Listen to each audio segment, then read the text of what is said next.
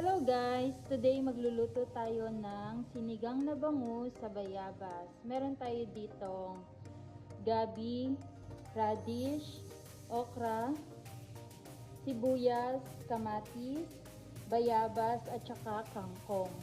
So, yung radish at saka yung gabi guys, optional lang yan. Pwede kayong hindi maglagay ng gabi at saka radish. Kasi kaya ako naglagay ng radish at saka gabi para lang para mas madami siyang gulay. So dito guys, magpapakulo muna ako ng tubig. Then pag kumulo na yung tubig, ilagay na natin yung bayabas, kamatis at saka yung sibuyas. Unahin natin ilagay yung bayabas. Then sunod na natin yung kamatis at saka yung sibuyas.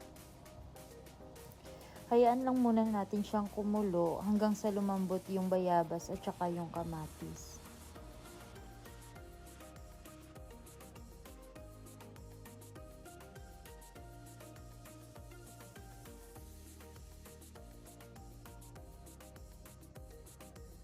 Once na malambot na ang mga ito, pigain lang natin gamit ang sandok.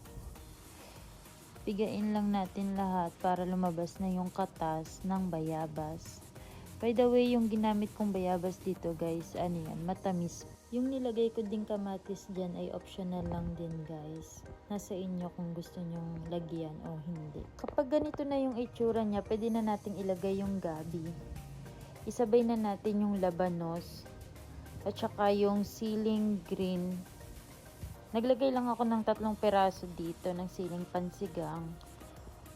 Pwede nyo rin naman itong dagdagan kung mas gusto ninyo ng mas maanghang. Nag-add na din ako ng patis. Sa patis pala guys, tansyahan lang yung paglagay para hindi ganun kaalat. So pag kumulo na siya, pwede na natin ilagay yung okra. Dito naglagay lang ako ng 1 taling okra. Mga 5 peraso siguro yun, 10 piso siya. So, add na rin natin yung isda or yung bangus.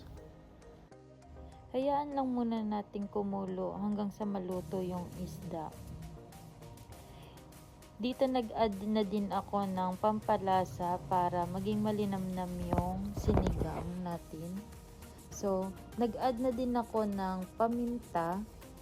Ito ay optional lang din naman. Mas gusto ko lang din kasi siyang lagyan ng paminta. Ayan. Then, hayaan lang muna natin siya hanggang sa maluto. Kapag luto na yung isda, pwede na natin ilagay yung kangkong. Dito, naglagay ako ng 2 tali ng kangkong dahil mas gusto namin yung gulay. Mas maraming gulay, mas masarap talaga. So, hayaan lang muna natin siyang kumulo hanggang sa lumambot yung kangkong.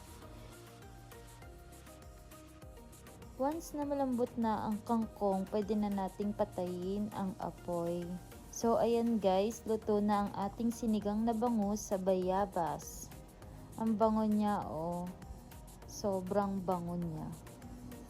Thank you for watching. Bye!